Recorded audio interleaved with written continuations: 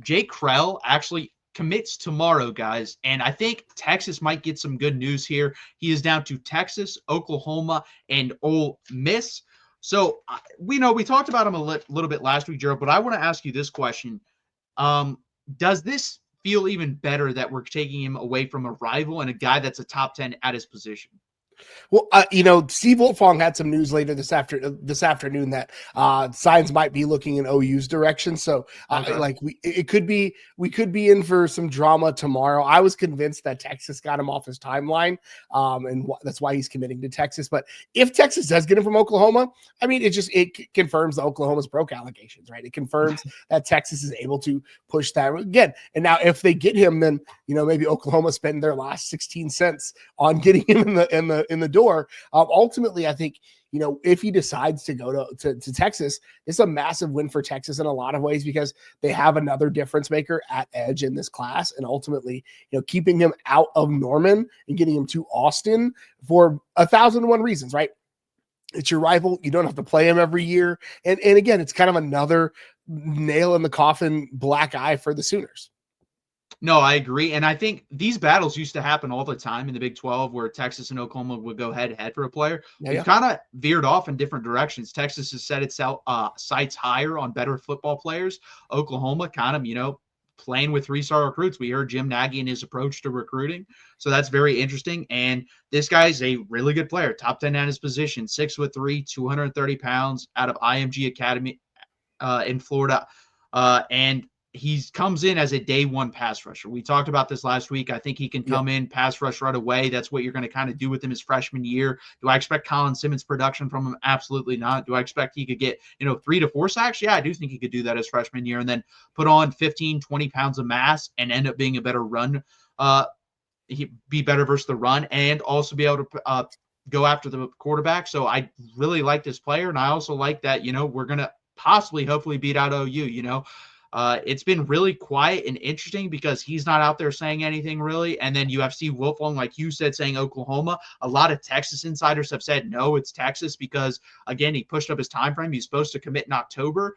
And anytime a player does that with smoke coming from one camp, it seems like they should be going there. And Oklahoma apparently, according to some sources as well, have kind of cooled on him because the price may have gotten too high. So I don't know if they got an influx of cash. I don't know what happened here, but this is the crazy world of NIL. And until that paper signed in December, it doesn't really matter.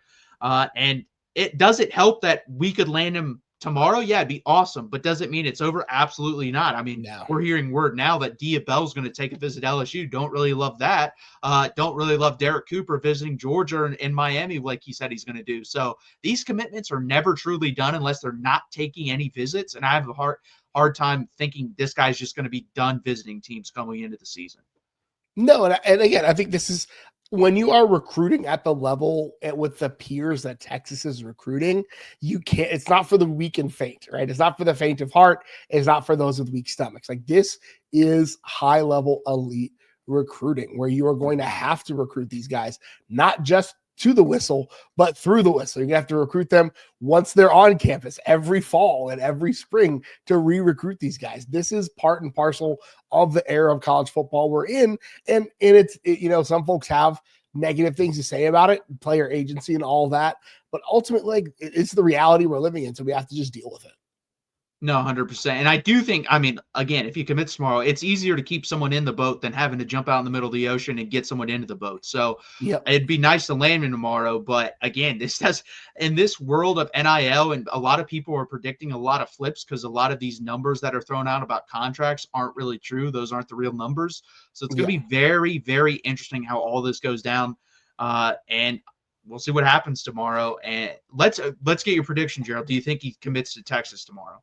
Yeah, it's still, again, I don't have sources on it, but just like I've been following recruiting for a long time, and anytime a guy moves up his timeline so drastically and you instantly start hearing smoke from one team, it seems to make sense that it's going to be that team. So I do still think it's probably Texas. Wiltfong hedged his bets in his post on the OU boards. He was like, well, we'll find out how we feel tomorrow. So, again, we could have, some games have been shipped there, but ultimately I think if Texas lands in, it's great. So I'm going to put my flag in the sand and say, yeah, Texas gets it done. I'm going to agree. I think Texas does get it done tomorrow. Again, guys, he commits tomorrow, and we'll have a live, or not a live reaction, but we'll have a video up if he does commit to the University of Texas, just breaking down what he brings to the program and how good of a player he can be. Again, guys, please hit that like button. Please subscribe down below.